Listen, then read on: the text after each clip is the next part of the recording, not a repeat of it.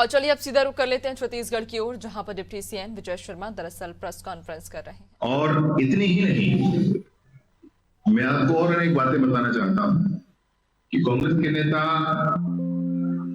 मतलब इस तरह से व्यवहार कर रहे हैं, ऐसा हो गया है मानो पूरे छत्तीसगढ़ में उनको कैसे भी करके ये स्थापित करना है कि विष्णुदेव जी की सरकार में अपराध कहीं ज्यादा हो रहे हैं, ऐसा स्थापित करने की कोशिश है। बलौदा बाजार की घटना हुई थी, हम सब आज तक मैं सोचता हूँ चिंतित है उस विषय को लेकर के कि हमारे प्रदेश में ऐसा कैसे हो गया।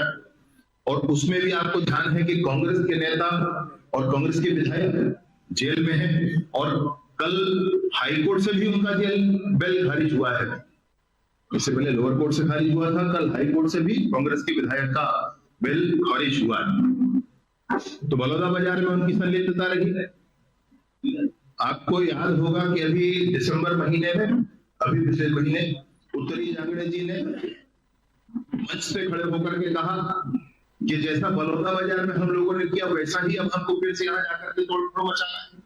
ये फिर से उसी बात के लिए प्रेरणा अपने कार्यकर्ताओं को दे रहे हैं। मैं पूछना चाहता हूं क्या यही करना चाहते हैं पूरे प्रदेश में? आपको याद होगा अक्टूबर में सूरजपुर में पुलिस हेड कांस्टेबल के घर में उनकी पत्नी बच्चों के साथ क्या हुआ था, और उसमें जो व्यक्ति एनएसयूआई का एक अध्यक्ष और दूसरा एनएसयूआई के अध्यक्ष कार्यकर्ता कांग्रेस के चंद्रकांत चौधरी आदि आदि ये सब संलिप्त थे। अब कोई उसमें फिर से ये ना कहे कि फोटो दिखाकर कहा जा रहा है ये उनके संगठन का आदेश है जिसमें उनको नियुक्ति दी गई।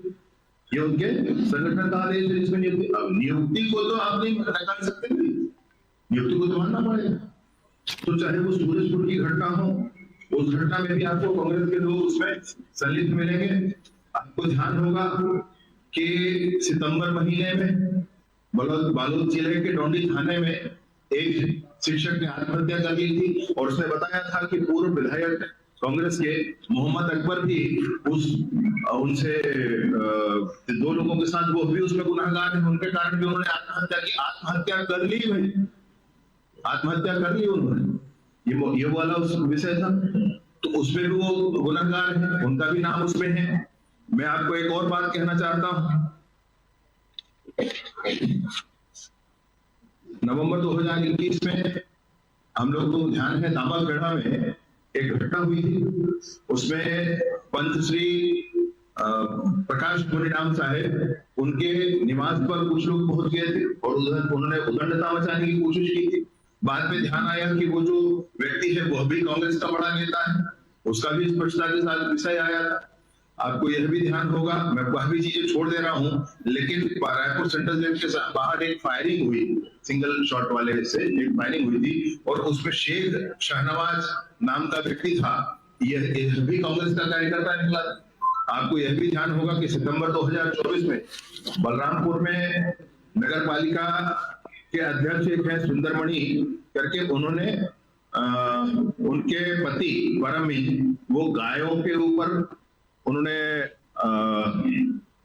उससे एयरगन से फायरिंग कर दी थी, उस पर भी प्रकरण हुआ था। और गौमांस के संदर्भ में एक प्रकरण उनके ऊपर दर्ज हुए थे, वो भी कांग्रेस के बड़े नेता हैं। आपको ध्यान होगा कि राजधानी में एक हवाई फायर की घटना हुई थी, उसमें आरोपी नवाज खान ये रायपुर उत्तर विधानसभा के यूथ कांग्रेस के अध्यक्ष है। अभी की बात है, ये दिसंबर 2024 की बात, यह भी आपको ध्यान होगा। अंतागढ़ में युवा कांग्रेस के प्रदेश सचिव सुप्रकाश ने दुष्कर्म किया और वो जेल के अंदर उस पर कार्यवाही हुई, एफआईआर कराया गया। आपको यह भी याद होगा कि एनएसयूआई के संयुक्त महासचिव हैं जिन्होंने 20 वर्षीय छात्रा के साथ दुष्कर्म किया, वो जेल में है। आपको यह भी ध्यान होगा कि जून 2023 में युवा कांग्रेस के शेरू असलम नाम के, 2023 की बात कर रहा हूँ, शेरू असलम नाम के बिलासपुर के नेता